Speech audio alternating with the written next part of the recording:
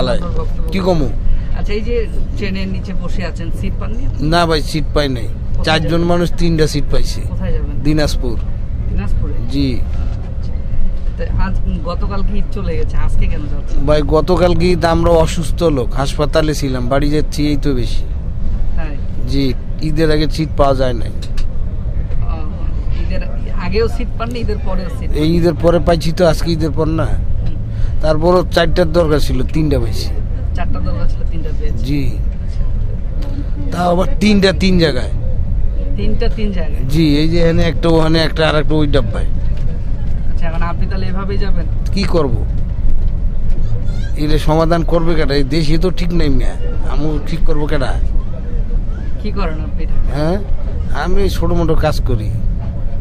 কি কাজ বলা যাবে? এই দর্জি কাজ করি। জি। পরিবারের সাথে ঈদ তাহলে করেন?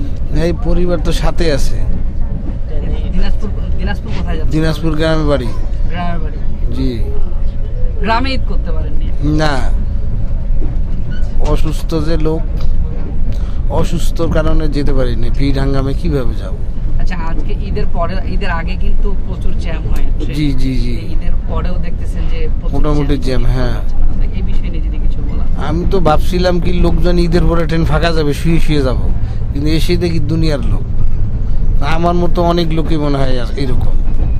আগে ভাবছিলাম কি আমি একাই, দেখি অনেক লোক এখন।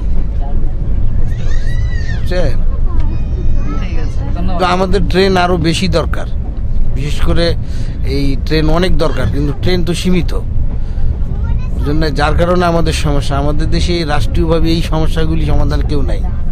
ট্রেন যেগুলি দরকার এটা মনে করে না। এই দেখেন ট্রেন লক্কর চক্কর, এই ইন্ডিয়ান পশাবগি। আগে আমাদের দিনাজপুর লাইনে ভালো ছিল, এখন হইলো গিয়ে ওই ইন্ডিয়ান ডাব্বা গেলে দিছে চিপা চিপা। আগে ছিল ভালো, প্রশস্ত ছিল, আরামে যেতে পারতো, কিন্তু এখন ওই যে ইন্ডিয়ান ডাব্বা দেখেন জায়গা খুব সীমিত, সিট বেশি করে দিয়ে তো লাভ হলো কি?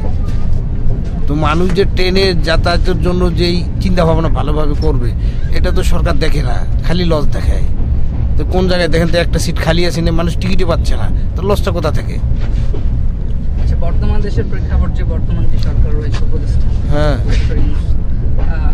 ওনার বিষয় নিয়ে আসলে, ওনার যে পদত্যাগের বিষয় নিয়ে বা নির্বাচনের বিষয় নিয়ে ওনাকে আসলে সবসময় বিভিন্ন রাজনৈতিক দল চাপ সৃষ্টি করছে। নির্বাচন নিয়ে আপনি কি?